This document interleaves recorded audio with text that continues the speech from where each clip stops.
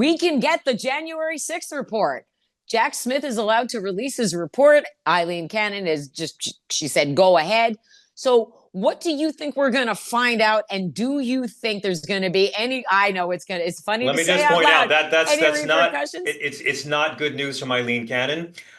She has no jurisdiction over that. She had no right to say you could or could not. It's like, me telling the Mets who their next lineup should be. It doesn't really matter because I have no control over the front office. Right. No, the reality is Merrick Garland can just release that stuff. The reality, and by that stuff, I also mean the other report, the classified documents report, the one that Donald Trump's amoral little shill Aileen Cannon is trying to keep from coming out. Joe Biden can release that stuff. He has these new special immunity superpowers, and it is in the public interest. It is part of his Yeah, job. So Joe sure. Biden could and should have done this last week, or Merrick Garland can do it, and Joe Biden can pardon him if they want to come after him. But Let's go for it. I do have to say, Aileen Cannon has not given anybody permission for anything. But you're right. There's plenty of good news all over the place. I believe, Tara, that despair is privilege.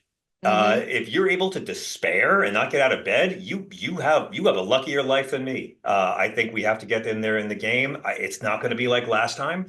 It's not going to be the same resistance. And I think for everybody who's finger pointing or burying their head in the sand or doing Democratic blame gaming, I get it. As soon as Trump is sworn in, all of that's going to go away. We're going to find all of our friends to the left of Newt Gingrich on the same page again Mm-hmm. very, very soon. He's not going to suddenly be honest. He's not going to No. start telling the truth. He's not going to start being smart. He's not going to start fighting for things that help a lot of Americans rather than just the rich. He's not going to stop being racist. He has not obtained any wisdom. He's not going to stop being corrupt. Mm-mm. The lies are all going to continue. Our struggle in the next 4 years that I'm calling the We Told You show is to avoid being insufferable, smug liberal pricks who can't stop gloating. Because, folks, these dumb people get to defend a lot of dumb starting January 20th. And I want to remind everybody, he has no mandate. He lost more than 50% of the people who showed up to vote voted against him three Mm-hmm. times. Okay. 1.6% of the popular vote is only a mandate if, I'm sorry, 1.4% is only a mandate if you're the kind of man who likes to exaggerate about size. Kamala Harris was in this race for 100 days. Okay. Trump was in this race for 9 years. She was in this race for 100 days, a mixed race woman, and she got the third highest vote total of anyone to ever run for president in the history of this country. Trump did not crack 50%. And I remind folks, when the majority votes against you in 2016, 2020, and 2024, that's a mandate.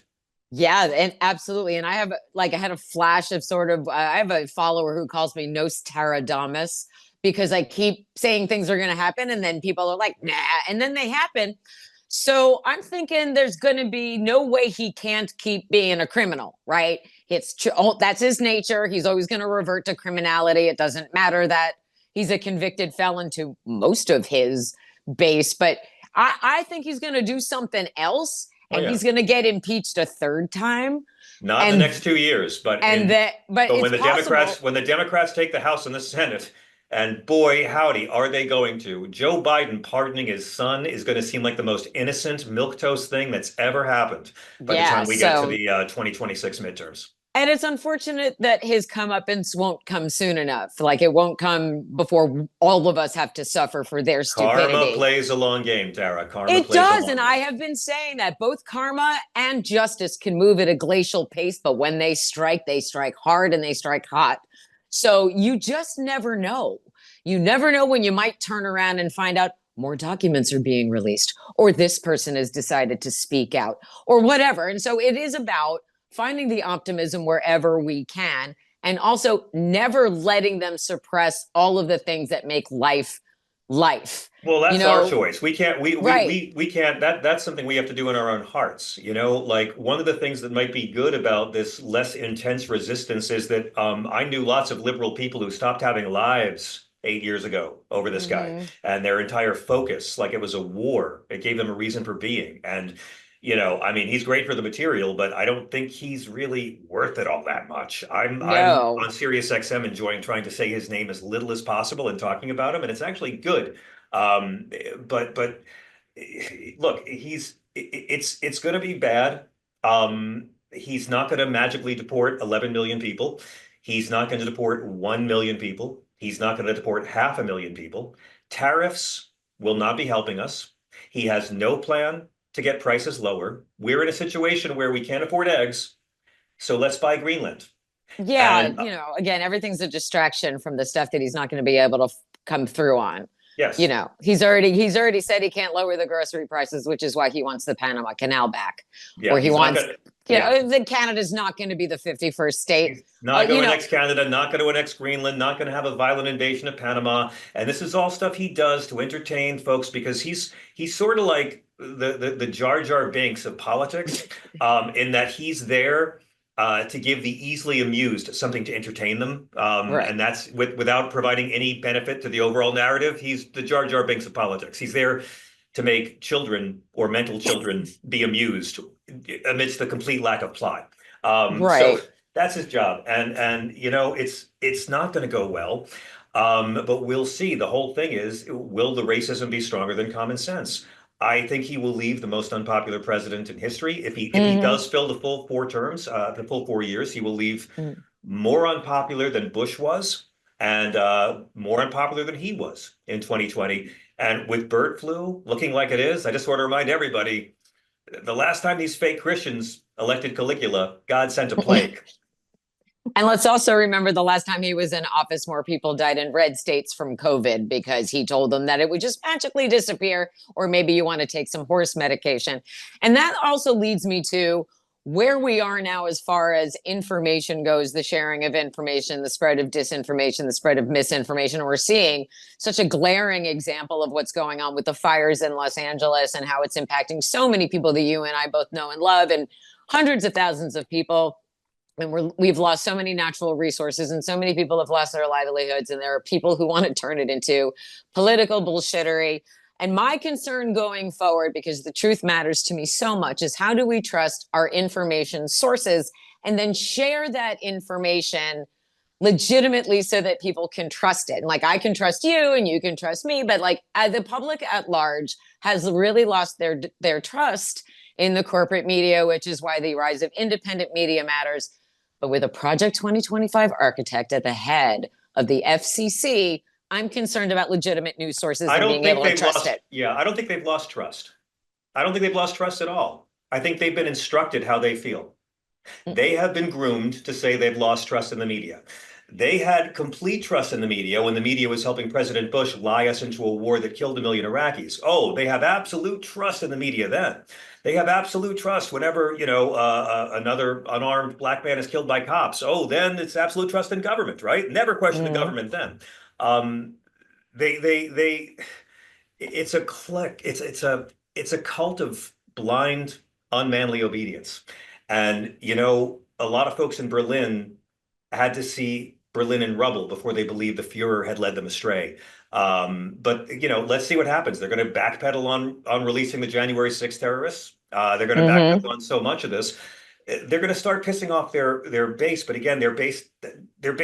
You brought up fact checking. The real thing is, Tara, there's people who care about the truth and people who don't. And the Yeah. people who don't care about the truth and find it inconvenient are having a really great time in the media Yeah. ecosystem bubble they've created. So you either care about it or you don't. And the people who care about it will continue to police each other, and be at war with each other if they get things wrong. And the Mm. people who don't are not going to care about lies anytime soon. Right. And so it doesn't matter how loud we scream the truth, they'll always deny it. And we've seen that for They need years. to be And asked. They need to be asked, where was Barack Obama born? Just ask them, yeah, just get basic it questions like clear that that. that lies and racism are not a deal breaker for these people. Right. And it is ridiculous because these people are actually voting away their livelihoods based on Some of them. yeah, and that's the disconnect for me. Like, I understand being unhappy with the government, but I don't understand, willfully enjoying being lied to and voting away your daily livelihoods because you want to own the libs. You got to spend more time in cults, Tara. You'll understand it plenty. You got to spend more time in cults. So that brings me to the fact that you're going to have two Republicans and two very staunch Never Trumpers on stage with you on Saturday night at the Warner Theater. You're going to have George Conway and Olivia Troye. And both of them have very unique insights into Trump world. And they really, both of them, regardless of what you might think of George Conway and who he used to be married to and blah, blah, blah. I know, I've met his ex-wife many times. And so, she was at the DNC. I didn't approach her, but I saw her and Claudia talking to a reporter. And I was like, I think I won't. But anyway, it's just an interesting insight. And it's a moment, it's an opportunity that a lot of people don't get. We don't get to sit down in person with someone who has been in that orbit and to glean something that like normal people don't. So what's something that you're looking forward to finding out? Like what's something you want to hear from George Conway or Olivia Troye to give us like some unique perspective? I want to hear from them that the Iraq war was a good idea, that cutting taxes for wealthy people helps non-wealthy people, and that they think that people who have abortion should go to jail. I want to hear all that. Yeah, they're not going to say that though. But that's what they believe, right? They're on the right. See, here's the thing. I don't say it as an insult. Liz Cheney thinks the Iraq war was great. Liz Cheney thinks that abortion should be a crime. Like we have to remember, these people are still Republicans. They're still wrong about everything. And I grew up with Republicans who were just very nice people. And they were wrong about everything. They were wrong about everything, but they were very nice. I love them. They're our relatives, right? Right. So you have them on stage with you. Would you say all of those things to their faces while you have them on stage with you? I mean, I wouldn't say it as an insult. I'd say, I'm just pointing out, these people are not on the left. These people have not betrayed their ideology. Back then, you had like conservatives who were nice people, wrong about everything. And then you had evil rat bastards like Newt Gingrich. And the evil rat bastards took over the entire party. It used to be a conservative party with a white nationalist racist fringe. Now it's a white nationalist racist party with a conservative fringe. And so I would point out that these nice people, who I don't agree with on 99% of anything, but they don't agree with me, and yet they're still here because they recognize how uniquely corrosive to all things that are good for this democracy, this racist game show host who wears more makeup than a tragic old lost drag queen. Oh man, all of it is ridiculous. And also the fact that the inauguration or the faux inauguration is taking place on Martin Luther King Day just seems to be adding insult to injury. No, it's perfect. It's perfect. It's brilliant. It's how it should be. Well, because he's antithetical to everything that MLK stood for, and that he's going to be hypocritically putting his hand on a Bible and promising to uphold the Constitution. No, more than that, though. But more than that, Tara. This is who we are. We are inaugurating a racist on Martin Luther King holiday. No, it doesn't get more American than that. We are the slave owners who wanted freedom. We are the people who talk about liberty and slaughter the Indians. America is segregation and apartheid and Martin Luther King and civil rights. America is keeping women as second-class citizens and fighting for women to have equality. America is homophobia, and America is resisting homophobia. We are all of this shit. And all of it we get to choose which side we want to be on. Which of those sides. So are you on the side of inaugurating the racist, or are you on the side of MLK Day? To me, I actually love it. I was crushed about this irony for a couple of months, and now I've come to think it's the truest metaphor we can have, with the possible exception of a tiny dick Elon Musk truck exploding outside a Trump hotel. That was that I think will be an enduring visual metaphor. Absolutely. America overdosed on metaphor. Oh my gosh. And Elon Musk just self-owned himself yesterday on a live stream with the firefighters in Pacific Palisades. I don't know why he was there. I don't know if he was invited or if he forced himself upon them. But his own gain is why he was there. It's why he does anything. That's why he does anything. And then it was the ultimate self-own because he kept trying to push his propaganda and the firefighters were like, actually, no. And there was a moment where he was like, correct me if I'm wrong. And the firefighter was like, you're wrong. So that was beautiful. And then he shut down the live stream right after that. But to see him getting owned like that, again, a small gift, like a little pack of lifesavers. You just stick him in the ashtray that your grandma gave you and stick it in there and just take it out later and savor it, because those little moments are what is getting us through. And this is why I call you the resident wordsmith, because the way you deliver it is a way that again, every single member of the sexy liberal, cavalcade of genius puts things in a perspective that makes everything better. And so, like, I spoke with Hal this morning, and he sets you straight in a certain way. And I talked to Frangela the other day, and they lifted me out of the because Good. their None of energy that. and their exuberance. And when Miss Francis is yelling at you, they are not going to steal our joy. You were like, yes, That's right. ma'am. That's right. Listen, that's Never. what it is. And this has been, I host evening programming on Sirius XM Progress. And so I've been talking people off a ledge since the night of November 5th. And I just say to everybody, don't let Nazis see you cry. Don't let racists see you sweat. Do not give these mediocre men power over your emotional state. There have always been wicked, sinister douchebags ruining this country. It's nothing new. No matter who was going to be elected, we'd still be fighting for the same issues. So keep on fighting for the same issues, but don't give in to hate. Don't let them gaslight you into madness at all. Elon Musk makes me ashamed to be a millionaire at birth racist ketamine addict. He really does.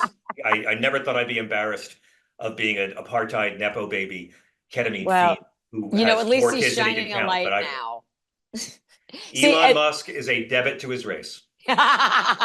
Thank you so much, John Fugelsang. I appreciate you so much.